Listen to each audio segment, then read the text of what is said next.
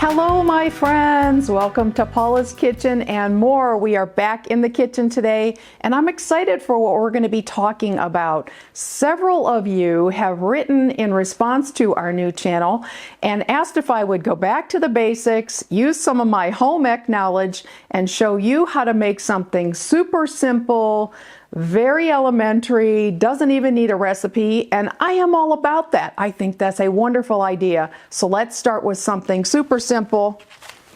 I picked up boneless chicken breast at the grocery store. I've got 3 packages and I'm going to show you 3 different ways to make this boneless chicken that is super simple. You aren't even going to believe how delicious. Somebody asked me how to make a chicken in the oven that isn't dry. I've got you covered. But first, let's take a look at this new apron, or at least it's new to you. Siobhan over in New York City sent this to me along with another one that I've already worn. I've never had a chance to wear this one. I love this, although I feel like I should be making steak, not chicken. Anyway, let's get ready to make chicken 3 different ways, super simple. Folks, one of the biggest helpers in the grocery store these days is this hand-trimmed chicken breast, which makes a weeknight supper much quicker and much less messy. I actually love this stuff. So what I need to do is kind of create some chicken fillets out of this, and I'm going to do that while the chicken is a little bit frozen. Makes it a lot easier to kind of fillet it or butterfly it. So let me just grab these couple of chicken breasts and put them on my cutting board. And I don't know about you, but chicken breast that we buy in the grocery store is not quite young and tender. It's kind of big. So the first thing I tend to do is I cut them in half, which makes a nice fillet size. And then I butterfly them. So I stand them on end, and this is where it helps to make them a little bit partially frozen because they stand up for you and you get that nice butterfly. I'm also fanatical about every piece of my chicken being edible, so I trim like crazy. Now, the first thing we're going to be doing is making a baked chicken. I was asked by one of you how to make a nice moist baked chicken, and I'm going to show you the secret. So first of all, let me wipe my hands a little bit, and I'm going to pull over a pan. So let me move this out of the way for a sec and swap it for my little pan. Now, step 1, I'm going to take a little bit of olive oil and I'm just going to coat the bottom of the pan. So get that prepped and ready. And then the next thing, girl's best friend, is a little bit of flour and a gallon bag. And I think I've showed you this on other episodes of Paula's Kitchen. Take a scoop of flour, don't have to measure it, 1/4 cup, 1/3 cup, whatever we have. Throw it in my bag, and then I'm going to toss the chicken to coat it. So I usually do about 3 of them at a time. So let me just give them a toss. And you get the idea. Then I pick them up. Let me grab my pan again, show you how this goes. And I coat one side with the oil, and then flip it over. Do the same, coat one side with the oil and flip it over, like so. So let me get my pan loaded up and then we'll move on to the next step. So I've got everything arranged in my little pan and they're in the olive oil. Now, seasoning is totally up to you, but I use 4 things and they come out really good. My oven has preheated to 350 degrees. We're going to bake this, as I said. So first thing I'm going to use is seasoned salt. So I didn't put any salt in my bag of flour. I'm just going to season right here in the pan. So a little bit of seasoned salt. A little bit of ground black pepper. We are huge fans of black pepper. A little bit of garlic powder. Big fans of garlic as well. A little goes a long way, so don't be too generous with this. And then last but not least, a little bit of dried parsley. So those are my 4 things that go on my gently floured chicken. Then I'm going to put a little pat of butter in among the chicken so that it ends up, I don't know if you've ever tried this, but butter and olive oil together makes a heavenly flavor. I don't really measure. I just put some pats of butter here that are going to melt down in the pan and mix in with my chicken and my olive oil. Okay, that is it. I have a piece of aluminum foil. Cover this up.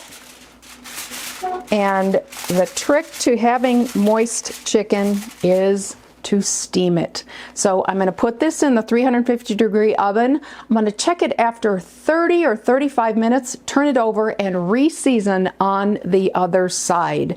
So we're going to do that, and then I'll clean up my mess, and we're going to start on chicken number 2.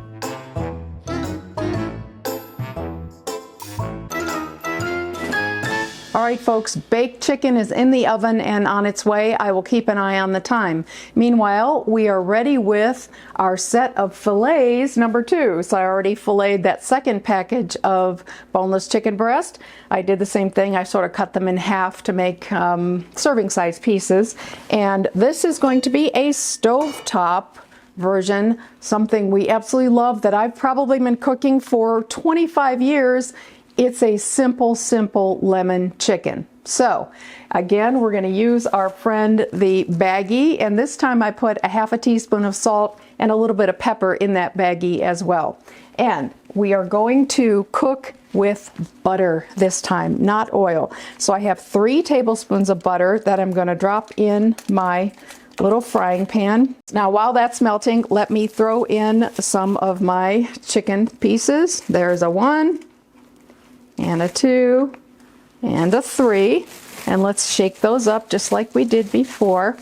And they are going to saute in the butter until they're lightly browned. So I'll just keep an eye on my butter. I don't want to burn that. Who doesn't love the smell of butter in a pan? I'm actually going to drop these right in. Might as well. Get that going. And just a couple more. Now, I'm going to brown these and turn them, and then I will be back for the next step on our lemon chicken. Welcome back. This is now done. There's a little clip of me turning it. You know, browning chicken doesn't take very long. So it's now brown on both sides, but of course not cooked all the way through. So the next ingredient for lemon chicken is, of course, lemon. I highly recommend squeezing your own lemon, although I have made it with bottled lemon juice many times, and it's fine. Using an actual lemon, though, elevates it. So this is the juice of a lemon, and basically you are going to match the quantity of butter and the quantity of lemon juice 1 to 1. I use 3 tablespoons of butter. I just use 3 tablespoons of lemon juice. So it's a 1 to 1 ratio in case you multiply the recipe. All right, now you know what citrus juice does to meat. It tenderizes it, so you know this is going to be super. And then the only other ingredient is a little bit of parsley. And I don't like to sprinkle it. I like to kind of do it by hand to get a little more on. So that is the sum total of the dish. Put the lid on, and it is going to simmer for about 20 minutes until it's done through. I'm going to turn it over halfway through, then I'm going to take the lid off, and we'll just caramelize it those last few minutes. This is such an easy and good lemon chicken dish. You'll wonder, why have you never heard of it before? We'll see in a few. Been about 35 minutes on my baked chicken, so let's take a quick look. And we're going to turn it over, and we're going to season the other side the same way we seasoned the first side. Now, notice that quite a bit of water has come out. Let me use a pot holder here. Hold it. Quite a bit of water has come out of the chicken because it was partially frozen, but that is what makes it steamed and moist. That is going to cook off long before we ever actually take it out of the oven to serve it. So, trust me on this, folks. This is a really good chicken. All right, first of all, throw some pepper on there. Our same 4 ingredients that we put on the first side. A little bit of seasoned salt. A little bit of parsley. I'm a big fan of parsley, can you tell? And then last, a little bit of the garlic powder. All right, I'm going to put my foil back on because it has to steam a little bit more. And then we will take the foil off for about the last 15 minutes of cooking, which is going to, of course, evaporate all that water. So back in the oven it goes. Now, speaking of checking on the status of things, let's take a quick look at the lemon chicken. Look at that. So the lemon juice and the butter have rendered together, and we have caramelization going on. This is actually done and ready to serve in the time that we've been working on other things. So I'm going to set that aside. Honestly, it smells so good. It is one of our favorite things. I'm going to set that on a back burner for now. I'm going to pull over a fresh pan, and this time I took my chicken, the same chicken breasts that we've been working with, and this time I made chicken strips out of them, which is just another way of slicing them. So what are we going to do with the chicken strips? We are actually going to use our same treatment with the flour, and we're going to shake them up. This time we're going to saute them in olive oil, and I'm going to give you an option of a couple different treatments that we're going to do once we brown these up. So you get the idea. Let me get all the chicken strips in here. I've got a nice big pan so they'll all fit, and I will be back with you shortly. And my chicken tenders are frying away in the olive oil. So far, they're just kind of a template for who knows what. So we're going to talk about what we might do with them when they're browned up. Let me just take a peek and see if anything needs to be turned. And I don't think so. Nope, not yet. We'll let those go another, 3 or 5 minutes until they're browned. I will flip them over. And meanwhile, I will prep some fun things to add to our chicken tenders.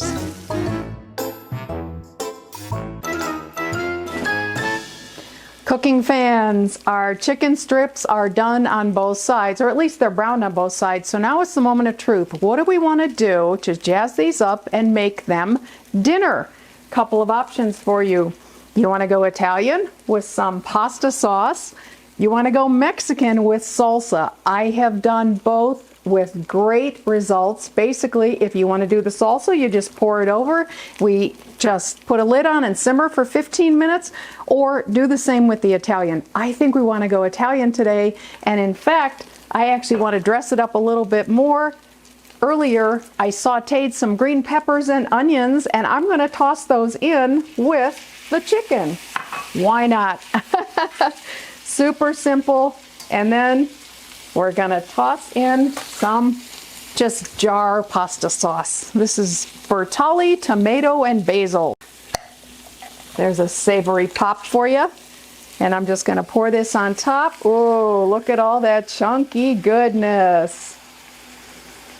And then the chicken isn't fully cooked all the way through, so we're just going to put a lid on that, and we're going to simmer that for 15 or 20 minutes. Again, I'm going to turn it halfway through, and dinner is ready.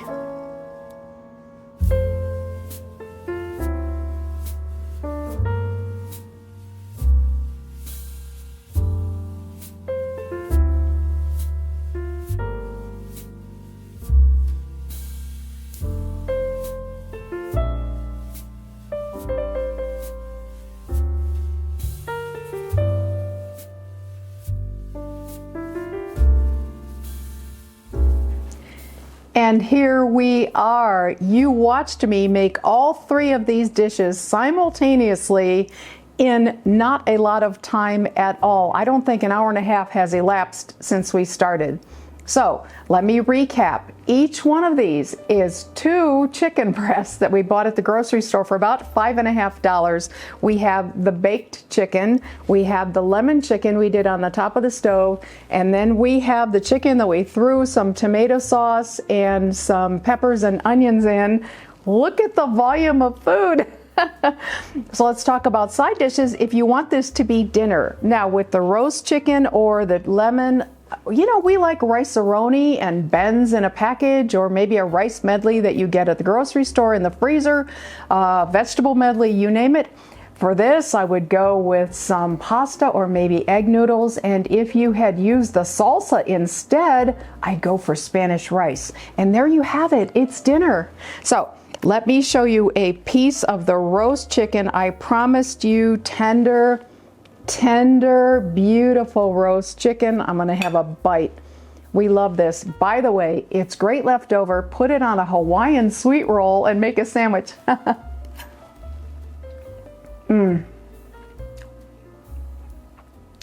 It's a favorite. Always. They say don't talk with your mouth full, but I'm sampling food. I like those 4 spices and herbs that we use. It's a favorite. It is just a really good, tender piece of chicken. Big fan. All right, the lemon. I'm gonna take a bite of that. That caramelized so beautifully. Notice I'm just using a butter knife to cut these too. This might be Dale's favorite. He loves this. Lemon butter. It's poor man's chicken piccata. It's really good. And then last but not least, let me cut into a little piece of this chicken with the pasta sauce and the peppers and all this other goodness. Look at this. Oh, that's fantastic. Give me a plate of noodles and call this dinner. Anyway, I hope you learned a couple things and that you will try these. You guys, super simple. I will put my instructions in the description box. I wouldn't call them recipes. Give them a try and please let me know what you think. Thank you so much for being with me today on Paula's Kitchen and More. I love having you in the kitchen. It's just a cozy, homey place to be. Subscribe if you haven't. Like, comment, interact with me. I absolutely love hearing from you. Bye everyone. Have a great week.